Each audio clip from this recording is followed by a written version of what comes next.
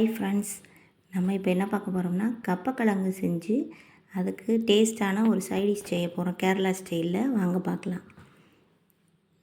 அதுக்கு நம்ம கப்பக்கிழங்க நல்லா கட் பண்ணி எடுத்துக்கலாம். அதை நல்லா கழுவிட்டு எடுத்து வச்சுக்கலாம்.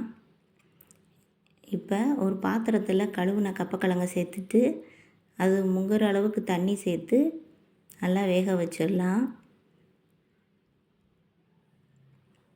இந்த கப்பக்கிழங்குல நல்ல முடி வளர்ச்சியை தூண்டும், நல்ல செரிமான சக்தி இருக்குது. இதை வெயிட் லாஸ் பண்ணணும்னு நினைக்கிறவங்க டெய்லி எடுத்துகிட்டு வரலாம். இது நல்லா வெந்துடுச்சு. இப்போ அதுக்கு சைடிஷ் பார்த்துடலாம். ஒரு கை சின்ன வெங்காயம் எடுத்துக்கிறேன், 4 வத்தல், கொஞ்சமாக புளி சேர்த்துக்கலாம். இப்போ இது மூணையும் ஒரே பவுலில் போட்டு கொஞ்சமாக உப்பு சேர்த்துட்டு கொஞ்சமாக தண்ணி விட்டு நல்லா பிசைஞ்சு எடுத்துக்கலாம். உங்களால் கையால் எவ்வளோ பிசைய முடியுமோ அந்தளவுக்கு பிசைஞ்சு எடுத்துக்கலாம். இதே நம்மளோட ஒரு சீக்கிரம் செய்யக்கூடிய ஒரு சைடிஷ்ஷு.